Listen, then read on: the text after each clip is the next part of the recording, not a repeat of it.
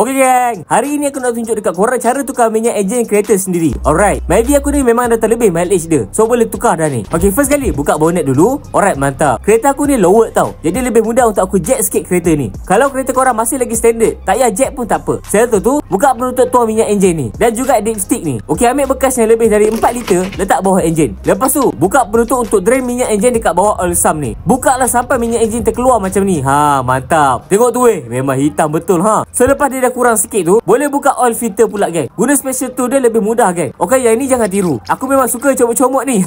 So biarkan dia menitik sampai habis geng. Sambil-sambil tu bolehlah pergi makan strawberry ke apa kan. Dan ini barang-barang yang aku beli dari service center geng. First ada minyak enjin, oil filter yang baru, gasket, dan benda ni dapat free. So total adalah RM177 40 sen geng. Ha, yang penting barang ori. Okay, jom pasal dua benda ni dulu. Okay, yang bolt drain minyak ni kan, cabutkan gasket yang lama tu. Lepas tu geng, ambil yang baru, dah pasang je dekat situ. Mantap. Okay, oil filter yang baru ni, buka plastik dia. Lepas tu ambil sikit minyak enjin, tak kisahlah yang lama ke yang baru ke. Lepas tu sapu dekat atas getah oil filter tu. Mantap. Okay, minyak lama ni letak tepi dulu. Ha, bawa oil sump ni lap-lap sikit. Lepas tu pasang bolt drain minyak tu. Ketatkan sesedap rasa saja tau, jangan ketat-ketat sangat. Lepas tu pasang pula oil filter yang baru geng. Ada cara suruh ketatkan guna kekuatan tangan sahaja geng. Untuk aku ikat sesedap rasa je guna special tool ni. Dan penting dia tak loose. Dan lepas tu ambil minyak enjin yang baru. Lepas tu letak corong dekat tempat tuang minyak enjin tu. Okay, untuk Mavic Gen 3 kan, 3.5 liter memang sukatannya ngam cun lah. So aku tuang je semua dekat dalam tu. Settle tuang semua tu, aku tutup balik penutup atas tu. Lepas tu geng, tengok bawah, pastikan tak ada bocor ke apa kan. Dan lepas tu tulis next service bila. Untuk minyak fully sintetik, servis 6 bulan akan datang ataupun 10,000 km geng. Cabutkan yang lama, lepas tu tampal yang baru geng. Lepas tu turunkan kereta semula. Dan barulah check dipstick tu. Tengok sukatan okey ke tak kan. Aku tak payah check pun tak apa, sebab confirm cun punya sukatan dia. Ha, okey geng, itu saja. Okey, done.